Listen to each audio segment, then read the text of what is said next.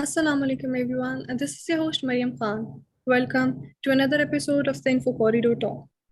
Dear audience, despite the rapid and surprising Taliban takeover of Afghanistan, rhetoric of Afghanistan becoming a regional connectivity hub have not abated. It is apparent that the US, except China, and Russia are likely to take a leading role in supporting Taliban regime economically and politically to further their respective connectivity ambitions. Pakistan too can benefit from regional countries' connectivity aspirations. To talk on Afghanistan, we today have with us Mr. Fakhar Jalil. Mr. Fakhar Jalil is an international relations analyst affiliated with academia as a senior lecturer in the Department of International Relations, My University, Islamabad. His area of expertise include international relations, humanitarian law, and international security. He had also worked as a research fellow in a South Asian Strategic Stability Institute and Islamabad Policy Research Institute. A very warm welcome to the show, sir. Thank you so much, Mariam. Thank you for the glorified introduction. Sir, I would like to begin with the question that the image of the last US soldier leaving Afghanistan was quite reminiscent to the last Soviet soldier who left decades ago. So, what do you think? Did the US withdrawal from Afghanistan is similar to Soviet pullout, or is there any difference in both the withdrawals? Right. That's a very interesting question, Mariam. Cosmetically speaking, if you look at the images of both the withdrawal of either was it of the Soviet invasion of Afghanistan or the American withdrawal from Afghanistan, they are literally at the difference of night and day. I mean, literally one picture was taken at the night and the other was done in the broad daylight. So cosmetically speaking, U.S. Army Major General Chris Donner, who basically was the last soldier who left the Afghanistan soil at around 3 a.m. In the darkness of the night, and he was captured in the night view camera. On the other hand, the General Boris Gromov, who was the last commander of the Soviet Union's army in Afghanistan, basically left in the broad daylight, holding a bouquet in his hand, walking towards Uzbekistan on the bridge that connects Afghanistan with Uzbekistan. So image wise, although there are so much differences, but politically speaking, they have some similarities as well as some dissimilarities in the withdrawal. For example, if you're talking about Soviets withdrawal, they technically took more than 3 years to leave after the decision was made, as they handed over garrisons and military equipment and proceedings. It was an elaborate process. The General Boris Gromov, who actually presided over these withdrawal proceedings, he basically recalls this in his memoir known as The Limited Contingent, in which he says that the beds were neatly tucked in. Even the bedside floor mats were in the regulation spots, and there were slippers under the lockers, and the barracks had all the necessary equipment. So Soviets sort of made sure to leave it in a very celebratory, organized manner. Americans, on the other hand, did not seem very keen on a detailed or elaborate goodbyes. Their withdrawal seemed very rushed, probably because of the reasons that they did not really want to extend the deadline that they agreed upon with the Taliban. So these were image-wise, these were the cosmetic, you can say, the differences between the Soviet and American withdrawal. Although Soviet during the communist propaganda era, they were very much conscious about the image that they are going to leave behind, because obviously they were much more careful regarding that. Americans, on the other hand, in the current era, did not seem to care much about it. So this is basically the pictorial difference that we saw in both the withdrawals. However, politically, there was also a huge difference between both the withdrawals.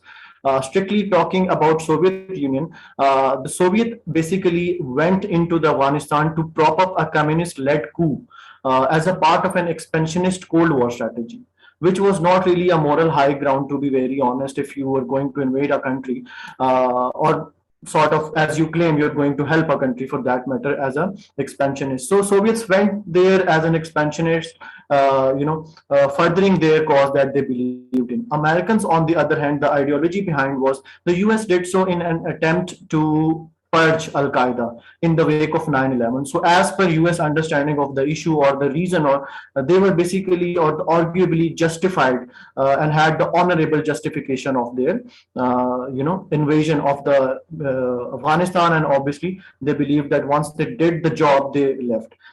Secondly, the USSR or the Soviet Union, technically speaking, achieved nothing out of invasion of Afghanistan. It poured resources into the conflict's bottomless pit, which only quickened the end of the communist superpower. And eventually, as we all saw, that around 1980s and 1990s, Soviet Union collapsed and it completely disintegrated.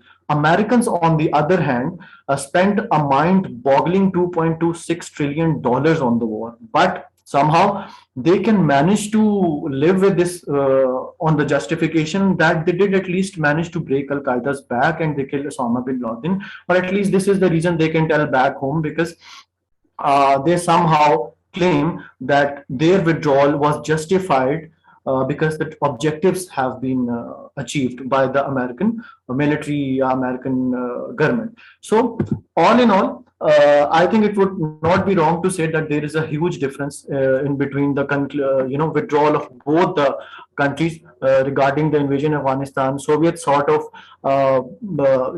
disintegrated in all this quagmire of Afghanistan, but America somehow survived it, although they bore a huge economic loss, but somehow they still came out of it intact as a state. So yes, there is a pretty much a difference between both of these countries and their withdrawal. Okay, so sir, what in your opinion was the reason of rapid meltdown of Afghan security forces in the face of Taliban advances? And also, sir, why did the ANA fail to put up resistance which US and NATO anticipated? That's a very interesting question, Mariam. In fact, entire world is wondering about this, that what happened to Afghan National Army. I mean, United States of America pumped in a whooping $89 billion to train and equip the Afghan military, and they could not, hold a candle to Taliban. So one of the biggest reason that we can sort of come up with is the that we can use to justify the failure of Afghan National Army is because on top of everything, it was the psychological effect of the US withdrawal from Afghanistan that literally crashed down the morale of the Afghan National Army. First and foremost, the failure was not just on the ground, not in terms of physical power, not in terms of arms or weapons. It was also the psychological factor that really killed the morale of the Afghan National Army, because it's very simple that you're fighting for a foreign master and who is no longer going to be behind your back, and there's nothing else you can do to fall back upon. Similarly, the so-called civilian leadership like Ghani's government, the leaders flew the Kabul and there was nothing. So the point is, why would you sort of, even as a fighter, why would you sort of keep being enemies with somebody you are already seeing that they are coming and getting power, and eventually you wouldn't want to be on their bad side. That is one psychological factor. Secondly, when America entered Afghanistan, given the socio-political situation of Afghanistan, we have to understand the job opportunities. The economic situation was Afghanistan was not very well, still is not. So Afghan people were more motivated to have a job rather than committing to a stance to serve the country, because it's a very human psychology. First and foremost, you want to feed yourself, and then you want to see that, okay, let's do something for my country, maybe if I'm satisfied. So this was also the case because of the poor socio-economic condition of Afghanistan. The people were more concerned about getting job rather than actually doing it. So they might have enrolled, they might have registered themselves in the army, but they were never fully committed to working with it and fighting against the Taliban. Also, the commanders and troops basically lost faith in Kabul, and they didn't want to fight for it, and they didn't want to fight till the end. Normally, militarily, your morale, or that's how you train, or you fight till your last breath. But somehow, because of the loss of the morale, they did not feel like fighting till the end. And another biggest issue was the corruption. There was so much discrepancies in the hiring of the soldiers, their existence. There was a concept of ghost soldiers who did not really exist, but they were enrolled and they never showed up. So there was a lots of corruption as well. So once the United States and the NATO pulled out of it, the whole system came crumbling down for a number of reasons, be it corruption, be it psychological, be it infrastructure wise. So these were all the reasons for Afghan National Army to not be able to fight Taliban. Sir, what do you think will be the repercussions of Taliban takeover of Afghanistan on the region in general and on Pakistan in particular? Again, a very interesting question. See, the thing that we have to understand is that first and foremost, we have to clarify this very popular rhetoric or narrative that is being going around for quite some time now, that the Pakistan has been the sole sort of, if I'm sole custodian of the Taliban struggle in the Afghanistan. That is not the case. Afghanistan has a broad spectrum of support within the region. For example, Iran has been helping them. Taliban have been getting help from the Moscow as well. So first and foremost, we have to understand when we're talking about the region, Taliban have other friends as well that helped him take over. So eventually, when they now that they took over, they will be having these powers, or these regional key players will be having their stakes in the Afghan takeover as well, and they will facilitate them, and eventually it will shape up to be, if successful, it will shape up to be a very inclusive Afghan national government. But that is yet to be seen, and we don't want to push it so quickly because we still have to see how Taliban sort of are successful in making an inclusive government, which is beneficial not just for the regional peace but for international peace and stability. Secondly, talking about the Taliban takeover of Afghanistan in Pakistan in particular, we need to understand that although we have this Pashtun connection with Taliban, we have this border area that we share, and we have this history with Afghan refugees, and we have been supporting. Pakistan has been holding more than 3 million Afghan refugees. But we have to understand that we should not be hasty in making any decisions, especially in terms of recognition of the, let's say, Afghan Taliban government, because we have to understand that this recognition has to come collective. It has to come from entire international community. What Pakistan can do is that we can use our good offices, we can, use our diplomatic channels to convince the international community to give Afghanistan a chance, to give the new Taliban government as a chance, who are now what they claim to be as more seasoned in terms of running a country, and they have been fighting for the respective freedom for decades now. So Pakistan really needs to have a very strong diplomatic mindset in dealing with the creation of the Afghan government and their recognition. We also have to keep in mind the geostrategic dynamics, because we cannot make any rash decision that would help or harm the Pakistan's geostrategic interest in the entire region. So these are multiple dimensions or dynamics that we as a country and world international community as a whole needs to take in account. Sir, what do you think? Will the US continue to remain involved in Afghanistan, and will the US prefer to continue its relations with Taliban despite its debacle in Afghan war? In my humble opinion, I think there is no clear, demarcation that now that is the end of the line for the US and they no longer will engage Taliban. I mean, why not?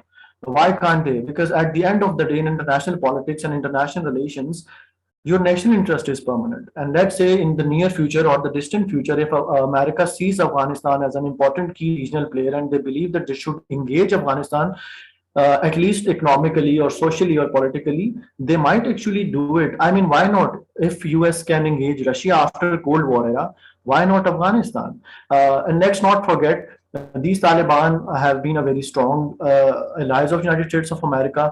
The tables turned, they became their enemies. So who are we to say that they might not end up being friends again? So, America might actually look forward to, in the future, maybe, I mean, it's too early to say, but in the future, maybe United States of America might, look forward to at least economically engaging Taliban's. And of course, we can never say never in international relations. So as long as it serves your national interest, I think anything is possible. Sir, what do you think that what role will Russia and China play in Afghanistan post Taliban takeover, and what will be the repercussions of it for Pakistan?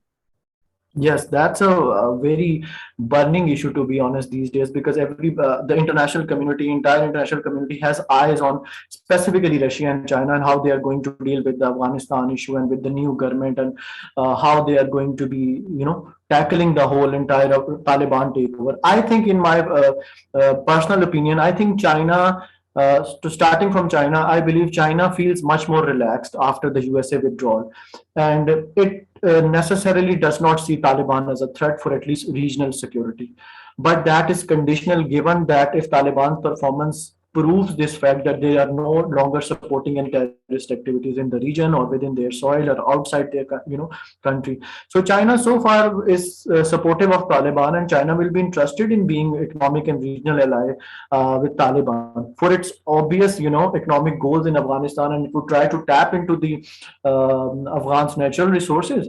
And China has a track record of economically engaging all these countries across the globe in order to maximize its exploitation, or of the natural resources of a respective country. It will look forward to cooperate, in my opinion, with Afghanistan, specifically in the Belt and Road Initiative. But given, again, like I said, it has to be conditional on the fact that Taliban would not indulge in support of any sort of terrorist activity, because China would be having zero tolerance policy regarding the terrorist encouragement or terrorism promotion or anything like that. On the other hand, moving on towards Russia, as we know that Russia has its own history with Afghanistan. Moscow has been engaged in war with similar Taliban, but it is also very interesting to know that Moscow has also been involved with talks or diplomatic channels. Moscow has been engaging Taliban in these diplomatic channels since 2015. So Russia, as a major regional power, would want its part in Afghanistan. It would want its cordial regional, it would want Afghanistan as its cordial regional ally. Also, Russia wouldn't want any civil war, because the reason is that if there is a lack of a unanimously inclusive government within Afghanistan, it might end up into another civil war, and that civil war might spill over to Central Asia, which technically is a backyard of Russia. So Russia would rather try to tackle this issue right on the ground by being supportive of the Taliban regime. Also, last but not the least, in my opinion, the paranoia of the Moscow about China being the sole beneficiary of economic alliance with Afghanistan through Pakistan will force Russia to be actively be part of these regional dynamics. So, to say the least, Russia also would want a very, functional working relationship with Taliban and the Taliban government in the future. Thank you so very much for joining us, sir.